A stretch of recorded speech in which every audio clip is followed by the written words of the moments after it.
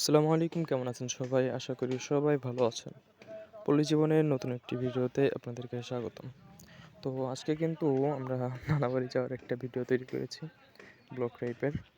তো সেটারই শ্যুট করেছিলাম। মানে ১ম এ ইচ্ছা ছিল না। মানে কিভাবে কি যাবো না যাবো, ট্রেনে যাওয়ার ইচ্ছাটা ছিল না। তো চিন্তা করলাম যে যাই। তো ট্রেনের টিকিট-মিকিট কেটে তারপর আরকি দাঁড়িয়ে আছি স্টেশনের ওইখানে। পরে দেখলাম যে ট্রেন আসতেছে। একটু ভালো লাগলো যে যাক, তাহলে সময় মতো আসতে পারলাম। কারণ এসে টিকিট কাটার সাথে সাথেই কিন্তু ট্রেনটা চলে এসেছে। ধরেন ২-১ মিনিট টিকিট লেট। ধরুন না, ৫টা মিনিট পরে আসতাম, হয়তো ট্রেনের এই জার্নিটা ক্যান্সেলই হয়ে যেত। তো ট্রেন আসলে আপনারা যদি ভালোভাবে শোনেন, আমার আওয়াজের চাইতে কিন্তু ট্রেনের আওয়াজটাই বেশি। ঠিক আছে? তো আমরা চড়ি করে ট্রেনে উঠে পড়লাম। চলেন দেখা যাক ট্রেন থেকে আমাদের বাইরের দৃশ্যগুলো কেমন।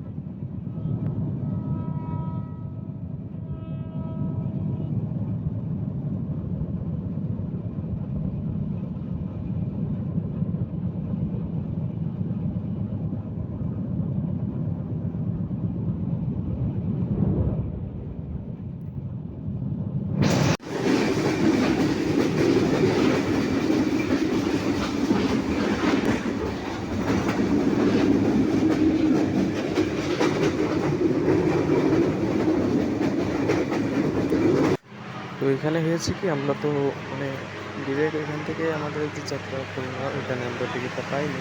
তো কারণ খুলনার ট্রেনটা ছিল আর কি রাত্রে। এই জন্য বেনাপোল ট্রেনে উঠে যশোর পর্যন্ত যাওয়ার পরে আর কি এখানে দেখা যায় যে ওইখান থেকে আবার খুলনার টিকিট কাটতে হয়। তো ওইখান থেকে আমরা টিকিট কেটে আমার এখানে প্রায় ১ ঘন্টার মতো ওয়েট করতে হয়েছে, কারণ ট্রেনটা ছিল দুপুর ২:৩০টার দিকে। এই জন্য এখানে আমরা টিকিটটা কেটে পুরো ঘন্টাখানেক এখানে বসেছিলাম আর কি। এরপরে দেন আবার আর কি আমাদের ট্রেনের সফরটা শুরু হয়।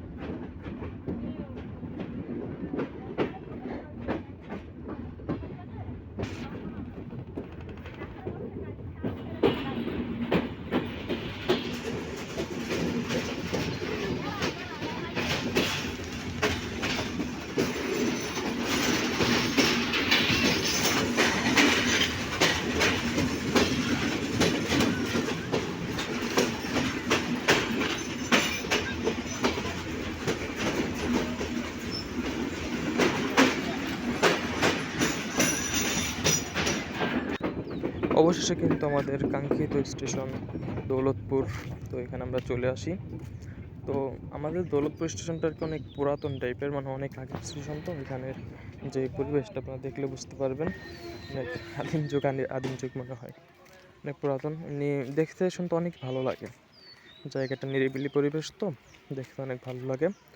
আপনারা চাইলে কখনো ঘুরতে আসতে পারেন দৌলতপুর স্টেশনে, আর যারা ওইদিকের আছেন। তো এখানে নামার পরে এখান থেকে একটা রিক্সা নিয়ে নিলাম, এখান থেকে তো আর ওইভাবে যাওয়া সম্ভব নয়, রিক্সায় আর কি সুবিধা হয়। ওই জন্য আর কি এখান থেকে আমরা রিক্সায় করে আর কি নিয়ে অলিতে গলিতে ঘুরে ঘুরে এরপরে আর কি নানাবার উদ্দেশ্য রওনা করলাম। তো আমাদের আজকের ভিডিওটা কেমন লেগেছে অবশ্যই কমেন্টে জানাবেন, আর চ্যানেলটা সাবস্ক্রাইব করতে কিন্তু ভুলবেন না অবশ্যই। তো তখন ভালো থাকবেন। আসসালামু আলাইকুম।